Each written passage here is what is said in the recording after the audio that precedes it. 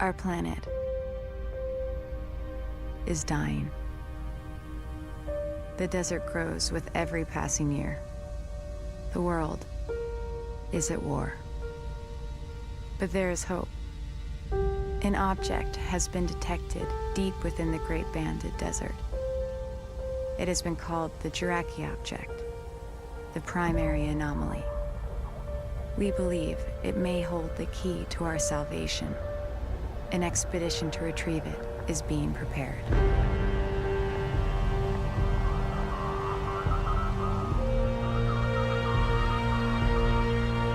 Rachel, we have you on net. Stand by for pickup.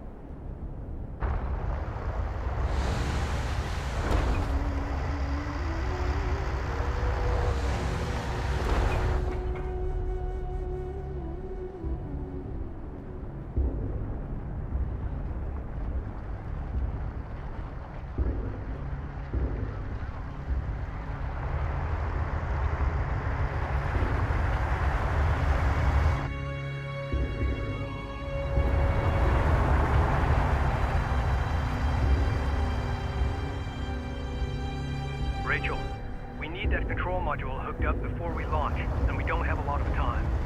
Understood. Clearance to approach? You're clear. Gate 5.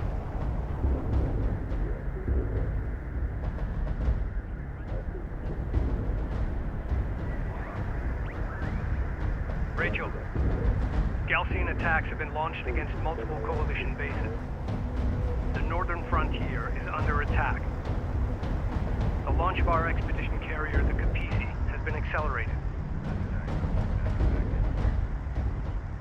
This is the captain of the jet carrier Kapisi. All crews, Hangar 5.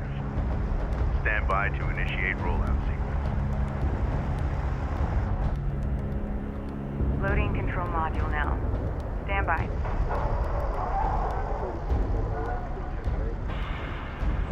Engage main drive.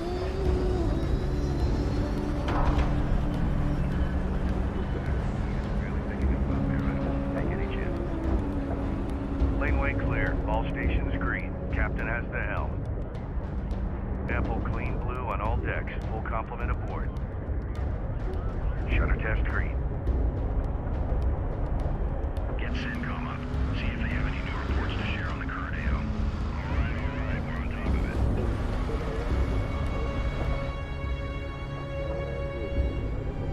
Cooling tanks online at 4.3. Power plant reading 5.9. Cycling at 30-second increments until 99 at 7. Bringing systems online. Fleet manager online. Resource control system online. Unit status online. Command system online. Objective tracking online. All control systems successfully installed and online. Systems confirmed. Rachel, redeploy to your base runner. Copy that.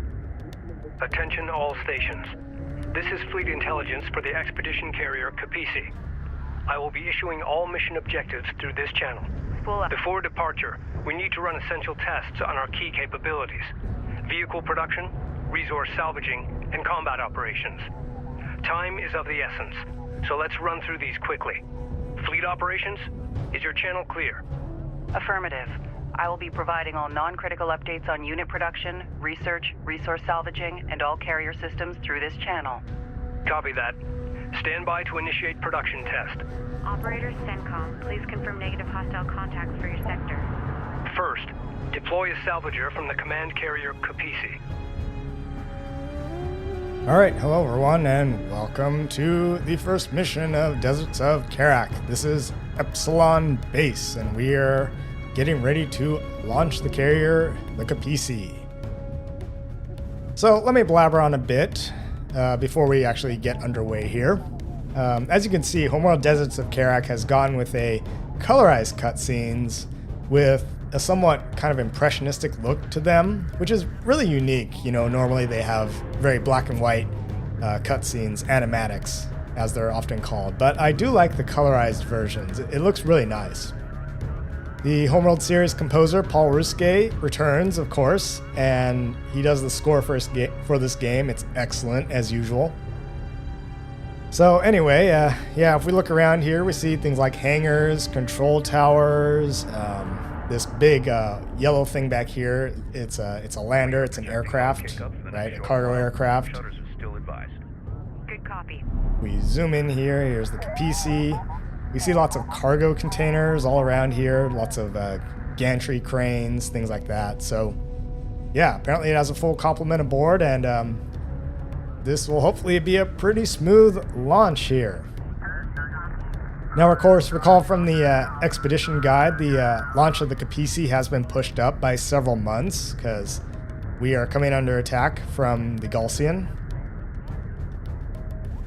One thing I do like about this game is that in various cutscenes, you can see people next to these vehicles, and it really gives you a good sense of scale of these machines. Now, from my understanding, the carrier itself does not make a whole lot of sense from an engineering standpoint.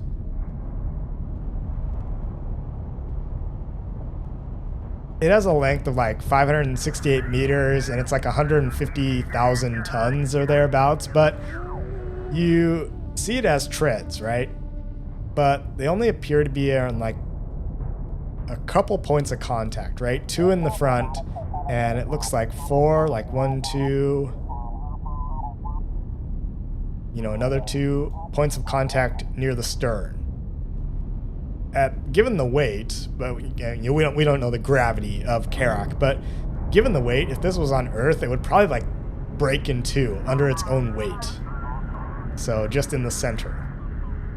Furthermore, you'll notice it doesn't have a ton of ground clearance. Yes, this would be a problem. It has very poor ground clearance for the terrain we're asking it to navigate. It's going to go into the open desert. It would probably high center itself, crossing over even the smallest sand dune. For reference, I mean, this carrier is obviously, the flight deck itself is modeled on a modern day, super carrier, right? It's got the angled flight deck, it's got the catapults up front, and so on and so forth. It's got elevators on it. So, yeah, for comparison, a modern day Gerald R4 class supercarrier is just under or just over 330 meters long, and it displaces somewhere in the neighborhood of about 100,000 tons. So, yeah, this is technically bigger than a modern, supercarrier with the U.S. Navy. So there's that. Another thing to note is that the captain says, the captain has the helm. Unless he's the one physically, at the wheel and steering this vessel, he should more accurately say the captain has the con, meaning that he's giving commands for the navigation of the vessel. Now, since they do use naval ranks, a naval rank structure, naval jargon, we can, kind of infer these things, The person who actually steers a vessel is usually an enlisted person holding the rating of quartermaster, at least in the U.S. Navy. So anyway, I blabbered on for that while. Let's actually get started. We need to build some construction vehicles. So let's do so. We just need one salvager. Rachel here. Salvager online. Stand by to commence resource test. Order the salvager to gather nearby resources located here. Alright, we shall do that. CU is identified. Proceed to site.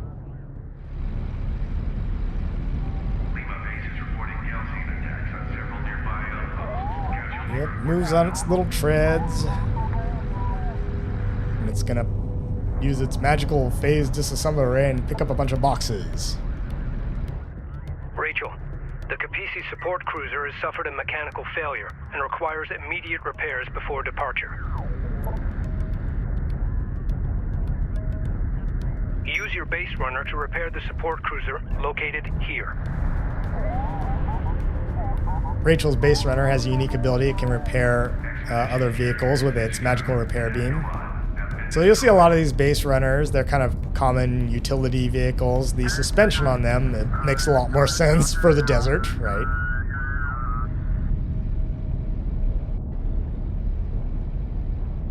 CU deposit depleted. One kind of interesting thing you noted at the end of the opening cutscene is, why would Rachel be carrying the control module just to get the carrier started up? Why? Why wouldn't it have that ability already? So we need Rachel to bring it into the carrier so we can start up all the systems, and I don't know. I don't know. It doesn't make a whole lot of sense. Now, Rachel is the main character of this game, so if she dies, it's game over. Unlike Homeworld 1 and 2, Deserts of Kharak actually has individual characters and at least some degree of character development. So, yeah, it does differ. It's a much more intimate story in terms of characters. I do think it's a wise decision on the developer's part, and I think it does lend the story a more engaging and intimate feel to it, to be honest. So I do like the way they decided to do that. Yeah, whereas, Homeworld's kind of known for its very abstract characterization. It uses organizations and groups of people to represent characters. Homeworld Deserts of Kharak actually has characters in it, so. Let's have Rachel That unit is down. Get it back up and running. repair this support cruiser. She does have a small turret atop, Initiating repairs. and she has a magical repair beam. Support cruisers also have this ability.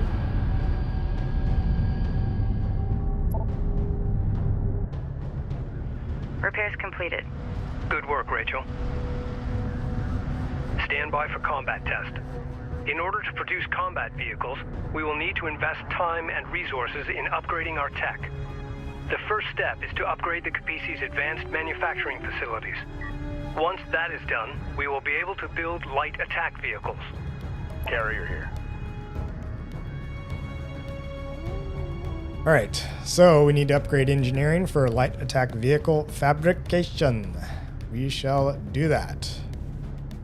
Fast-moving strike vehicle, strong against targets with minimal armor. Well, we have 800 resource units. There are actually 2 different kinds of resource units in this game. But we have plenty to build LAV fabrication. Go for carrier.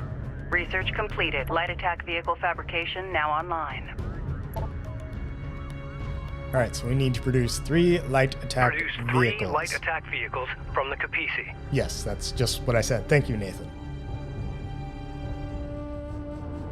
So, I will say that, like Homeworld 2 Classic and the Homeworld Remastered games, both 1 and 2, I will say one kind of annoying thing about this game is that the HUD, clogs up the corners of the screen. I'm not a fan of that. Yeah, that being said, if you press Control H, you can make it go away. It's called glass mode, so it looks a lot more cinematic. Of course, the problem is you can't really do anything because you can't see stuff, But, whatever, but... So you kind of do need to keep it there, which is sort of annoying. I might disable edge of screen panning here in a second, but... There we go. Okay. Go for Kapisi.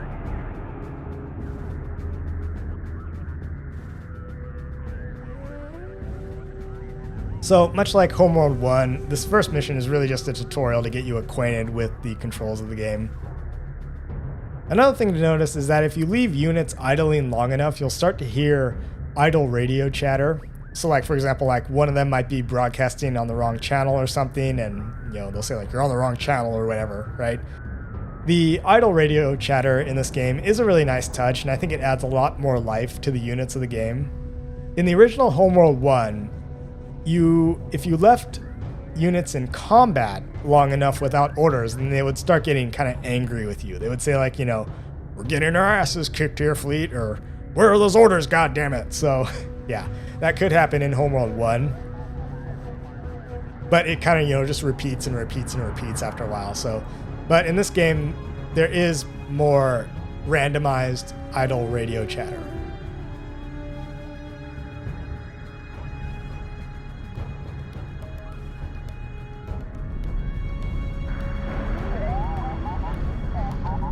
Light attack vehicle online. Light attack vehicle in service. Light attack vehicles ready. Target drones are now ready for weapons testing. Group 1 Use the light attack vehicles to target and destroy the drones located here. Alright, so we shall do that. So I've designated these Group 1, my light attack vehicles. Remember that these things had a very interesting introduction when they were first being built and tested and designed and all that. They rapidly entered the target range and destroyed all the targets, and before the announcer could even get done with his opening little spiel.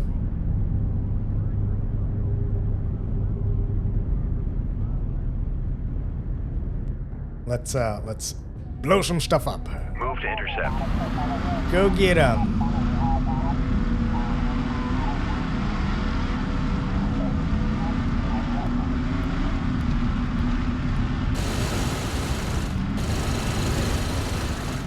Yeah, there we go.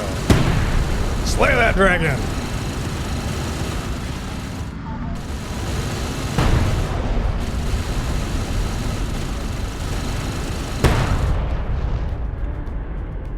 All required tests are complete. Give me a go, no-go for launch. Operations? Go. Bridge? Go. Rachel? Science team's in place. We're go. Engineering? Go. Confirm all systems go.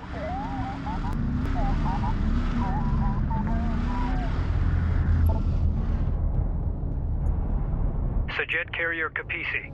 We are go for launch. Alright, well, our final objective here is to launch the command carrier Kapisi. Before we do that, I'm just gonna blabber on a little bit more, so... Yeah, I mean, if you zoom in on a lot of these vehicles as they're moving, you can see the suspension move, you can see their... Your status alerts kicked over to red for a second, now they're back. Run a system scan and update, please and thank you. That's a good copy. Starting system check. Yeah, there's an example of some of the idle radio chatter, but yeah. Yeah, you can see like turrets move, you can see the suspension on these vehicles move. A good example of, just the way the game is programmed and animated and all that. It's really cool. Yeah, as units survive more and more combat, they will gain in veterancy. And if you go down here to the bottom, whenever you have a unit selected, right, you can go down to the bottom right-hand corner of the screen. You'll see what rank they're currently at, and you see how much experience they need to gain the next rank. So yeah, and as they climb up in rank and they survive more and more combat, right, they do gain slight little perks, right? Maybe more armor, more weapon damage, and so on and so forth, right? And it's different for the different classes of vehicles. And a high-ranking vehicle, right, you can have by the end of the game, and it will represent a significant, increase in abilities. So I really, really enjoy the veterancy mechanic of this game. It was a really smart move, and it's a really great incentive, for one thing, for you to keep your units alive, or to do your best to keep your units alive, but also it's a cool gameplay mechanic that really builds upon, the persistent fleet concept that Homeworld is known for, where you carry your surviving units over into the next mission. So this veterancy mechanic is just even better, All I operators, think. CENTCOM. Update to secondary master bus included. Copy. So you'll also notice little icons appearing next to their health bars that tells you what rank they're at as well. Now, one of the weird things I'll say about this game is that, interestingly enough, you'll notice that these are naval officer ranks, right? So like I said, they base this off a naval organization, a command structure, a rank structure, and all that, right? So you have lieutenant, commander, captain, you know, and so on. We do know they have admirals in the command structure, right? So, but I would argue, and I've argued before, that being that this is a desert planet and we only have just a few references to any bodies of water, presumably most of this planet is covered in desert. And I would argue that they would not have much of a concept of naval warfare. Like, this is essentially, it's a modern day aircraft carrier, but instead of being on the water, it's on treads. Yeah, it seems kind of weird, right? Why would they have a naval officer rank structure? Why not instead, like, more realistically, this would probably be like an armored division, right? So this would be like a giant mobile factory that produces like tanks and stuff like that. So why doesn't it go like, you know, lieutenant, captain, major, lieutenant colonel, and so on and so forth, you know, things like that, you know, but instead they choose to go with a naval rank structure, a naval command system, and a flight deck that is basically a modern day aircraft carrier. So it just seems really weird, you know. I mean, this game has gone with this idea that the desert is analogous to an ocean. Now, I would argue that no, it's not really. A sand dune is not the same as an ocean wave, and, you know, I mean, yes, there are some similarities, you know, depending on the geography, but yeah, I don't know. Okay, I'm thinking a little bit too much here, you know, it just doesn't make a lot of sense to me, right? And another thing, like I said, is that the flight deck is modeled off of a modern-day aircraft carrier. Now, this flight deck will go unused for the next couple of missions. We will not get aircraft for the next few missions, but we will see that the aircraft that operate from this carrier all have STOVL capability, short takeoff and vertical landing capability. But the game doesn't model fuel consumption, so it wouldn't really matter, in a way, what their capabilities were. So it's like they're all like operating AV-8B Harriers or F-35 Lightnings, right? Yet they have an angled flight deck, they have catapults and stuff like that. So it doesn't really make a whole lot of sense. The layout of the flight deck, given the capabilities of the aircraft and so on and so forth, you know. Just bypass that relay you asked about. Shouldn't affect your throttle. I mean, it does take more fuel to vertically take off an aircraft than it does to conventionally or do a conventional takeoff or do a short takeoff, but I don't know. What do I know? Again, fuel is not modeled in this game, although Homeworld 1 Classic did model fuel in Strikecraft, but whatever. Of course, they did away with that with fuel consumption in Cataclysm and Homeworld 2 and the remastered versions. Also note that on the corners of the carrier, if we zoom in here, there we go, that big white thing with the gun sticking out of it, that's clearly, you know, kind of a Kharakian version of a Mark 15 20mm Phalanx Sea-Wiz. So they have them on each corner of the carrier. Those would, in reality, those are point defense turrets designed to shoot down incoming aircraft, missiles, surface vehicles, surface vessels, and things like that coming at the carrier. But in Deserts of Kharak here, they're only used to attack incoming ground units. They're not used really as point defense. They won't shoot down incoming missiles or anything like that, so just kind of a funny thing, you know. They'll only engage enemy ground units. Also, they do not have any missile-based point defenses like CRAM. They only have Gatling guns. So it's just your standard traditional, you know, Sea-Wiz Gatling gun, right? They don't have like CRAM, missile point defense. Furthermore, they don't have any electronic warfare countermeasures, right? They don't have any Nulka decoys. They don't have any SR-BOC, right? Super rapid blooming offboard chaff and flares and things like that. So they don't have those types of countermeasures like that. They don't have any jammers as far as we can see, or as far as we know about. As you do upgrade the carrier, you will see certain modules being added to it, which changes its configuration. So there's that. Another thing to note, of course, is that the island, the superstructure of the carrier, is on the port side. Traditionally, it's on the starboard side. for a number of reasons based on, just how aircraft operate, the holding pattern, the disturbed airflow that goes over the aft end of the carrier. Right, but whatever. I think the side that which the island is on a carrier is more or less kind of convention, just based on convention, but there are a number of reasons why it's traditionally placed on the starboard side of a carrier rather than the port side, but yeah. There were a couple of Japanese aircraft carriers in World War II that did experiment with putting the island on the port side, but yeah, it turned out not to work very well.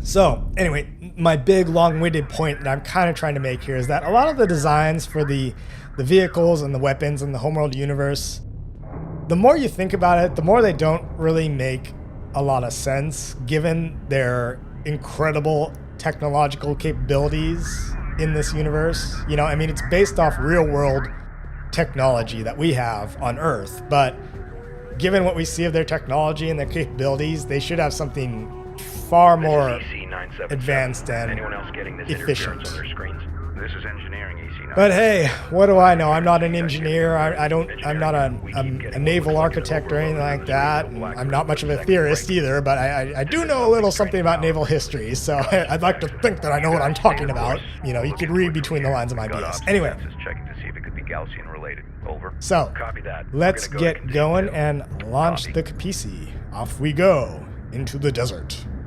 New course chart. Confirmed. Understood. Prepare to open outer doors. Fire all charges and disengage locks.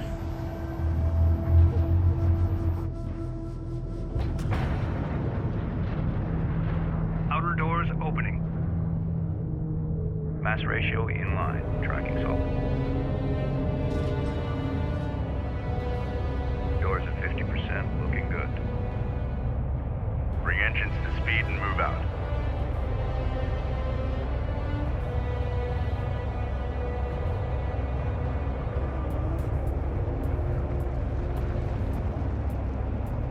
Outer doors at full aperture and secure. She's all yours, Captain.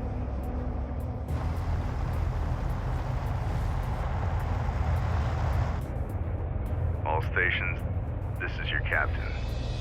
Today we embark on a historic mission to find and retrieve the Kharaki object. Lying at the heart of the Great Banded Desert, deep inside Gaussian territory. We believe it holds the key to our survival on this planet. The journey will be perilous, but if successful, we will change the course of history forever and secure our future for generations to come.